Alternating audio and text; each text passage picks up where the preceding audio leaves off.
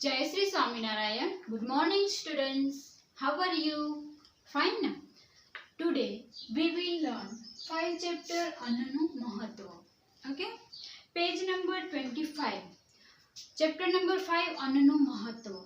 અહીં हम जो खाना खाते हैं उसकी वैल्यू क्या है उसके बारे में पूरा चैप्टर है, तो ये हम समझेंगे। पेज नंबर 25 आपको ओपन करके रखना है। चिन्मय होशियार, मिलनसार અને હસમુખો છોકરો હતો। અભ્યાસમાં હંમેશા પહેલો નંબર આવતો।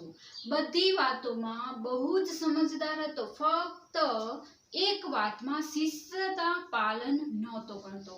એટલે અહીં चिन्मयની વાત કરવામાં આવી છે। चिन्मय નામનો છોકરો છે, તમારા જેટલો હશે। वो चिन्मय है, बहुत होशियार है, मिलनसार है और सबके साथ हंसता रहता है और अभ्यास में मतलब पढ़ने में भी बहुत ही होशियार है। सब बात में समझदार है, फक्त एक बात में समझदार नहीं है, वो शिस्तता का पालन नहीं करता है। તે એટલે જમવાની પદ્ધતિ। મમ્મી પપ્પાનો લાડકો। તેને જે જોઈતું હોય તે મમ્મી તેને બનાવી આપતી અને બહારનું ખાવાનું મન થાય તો પપ્પા તેને બહારથી લાવી આપતા। अब जो चिन्मय है वो पढ़ने में होशियार है, पर एक बात उसकी बुरी है, तो कौन सी? वो खाना खाने के बाद ऐसे ही जूठा छोड़ देता था। ठीक है, तो ये बात उसकी अच्छी नहीं थी। થાળીમાં પણ ઘણી બધી વાનગી લઈને ખાતો પણ અંતમાં એઠું મૂકી દેતો, તેથી અન્નનું નુકસાન થતું। वो मम्मी पापा का लाडका पियो ना, मम्मी पापा के लाडके हो ना, तो वो मम्मी है उसको जो भी चिन्मय को चाहिए वो घर में खाना अच्छा अच्छा बना के देती थी। और पापा है, अगर चिन्मय को बाहर से खाना है तो पापा लेके आते थे। तो इस तरह से उसको खाने में कोई दिक्कत नहीं थी, सब कुछ आराम से मिल जाता था। इसीलिए वो क्या करता, जो भी मिलता ना उसमें थोड़ा सा खाता, थोड़ा सा ऐसे ही जूठा छोड़ देता। उसको जो अनाज है उसका महत्व, मतलब ये भोजन है उसका महत्व नहीं था। चिन्मयनी बात चिन्मयनी આવી આદતના કારણે મમ્મી પપ્પાને ઘણી વખત બૂમાબૂમ પણ કરી હતી, પણ તેને कोई फर्क पड़ियो नहीं। अब ये हुआ तो आप भी ऐसा करते हो ना, कभी भी खाना है वो थोड़ा सा चाहिए तो ज़्यादा ले लेते हैं थाली में, फिर जितना चाहिए उतना खाते, फिर बाकी वेस्ट कर देते, तो उसका भी बर्बादी होती है ना खाने की भी। तो यहाँ पे चिन्मय का भी ऐसा ही है। तो एक दिन क्या मतलब मम्मी पापा क्या करते थे, उसको बहुत बार डांटते थे। आपके मम्मी पापा भी डांटते होंगे कि ऐसा मत करो, ऐसा मत करो, तो वो ध्यान नहीं देता था, उसको छोड़ देता था। फिर दूसरे दिन ऐसी ही फिर से आदत लग गई थी उसको। एक दिवस ते मम्मी साथे बगीचाમાં ગયો। જતી વખતે તેણે વેફર, ચોકલેટ જેવી ઘણી વસ્તુઓ લીધી અને રમવા લાગ્યો। ભૂખ लागवाથી તે ખાઈને પેકેટ આમ જ ફેંકી દીધા અને રમવામાં મગ્ન થઈ ગયો। एक दिन क्या हुआ, वो बगीचे में गार्डन में जाता है मम्मी के साथ, वहां से वेफर चॉकलेट लेता है। आप भी जाते हो तो लेते हो ना, वेफर चॉकलेट आइसक्रीम ये सब लेते हो और फिर गार्डन में जाते हो। तो इसी तरह से चिन्मय ने भी ऐसा किया, वेफर चॉकलेट लिया, गार्डन में गया, फिर खेलने लग गया।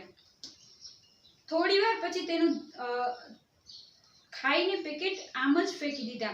त्यारे जब वो गार्डन में खेल रहा था तो खेलने में मग्न हो गया। फिर अचानक उसको थोड़ी सी भूख लगी, तो उसको लगा मैं अब वेफर चॉकलेट खा लेता हूँ। तो वो आया, वेफर पैकेट खोला, थोड़ा सा खाया, चॉकलेट थोड़ी सी खाई, थोड़ी सी नहीं चाहिए थी तो ऐसे ही फेंक दिया और फिर खेलने में चला गया। तो फिर उसका ध्यान एक चीज तरफ जाता है अने ते जोतो ज रही गयो।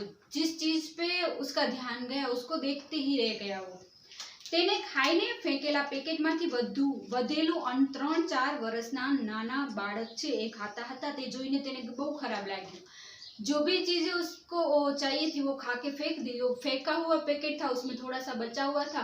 वो 3-4 साल के बच्चे वहां पे बैठकर उसमें से जो खाना है वो ढूंढ के वो खा रहा था, पर वो ये चिन्मय को बात पसंद नहीं आई।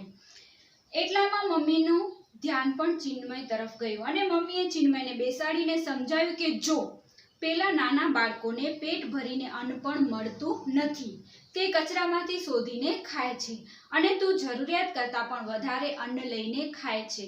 હંમેશા જોઈએ તેટલું જ અન્ન લેવું જોઈએ, કેમ કે અમુક લોકોને 2 વખતનું જમવાનું પણ નથી મળતું. ચિન્મય સમજદાર હતો, તેને પશ્ચાતાપ થયો ને એ દિવસથી ચિન્મય જોઈએ તેટલું જ અન્ન લેવા लाग्यो. चिन्मय ने अन्नનું महत्व समझाયું.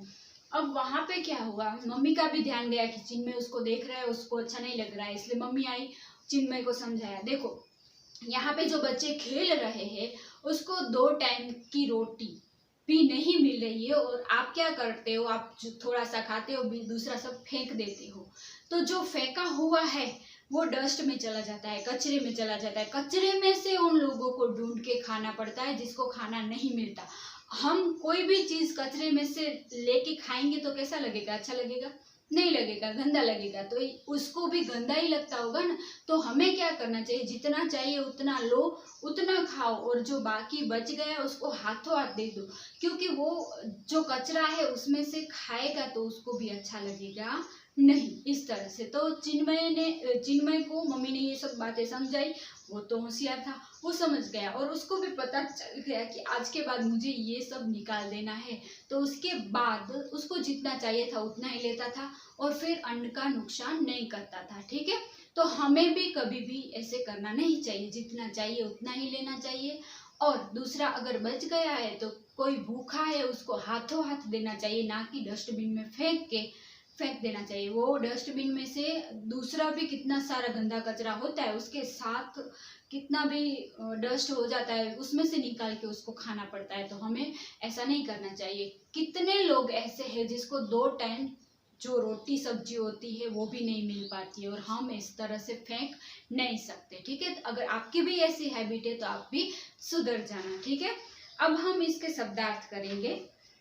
होशियार तो उसका ब्रिलियंट, शिस्तता डिसिप्लिन, नुकसान लॉस, आदत हैबिट, छोकरो बॉय, बगीचामा गार्डन, ध्यान अटेंशन, वस्तु ऑब्जेक्ट, उसके बाद वाला पेज है खराब बैड, अन्न फूड, कचरो डस्ट डर्ट वेस्ट, सब कहते हैं हम उसको. डस्ट कहते हैं, डर्ट कहते हैं, डर्टी कहते हैं ना, तो मतलब डर्ट वेस्ट. फिर जरूरियात तो नीड, पश्चाताप तो रिप्रेजेंट टेंस, और उसके बाद है समझदार तो प्रूडेंट. ठीक है, तो इस तरह से हमें शब्दार्थ है वो भी लिखने हैं.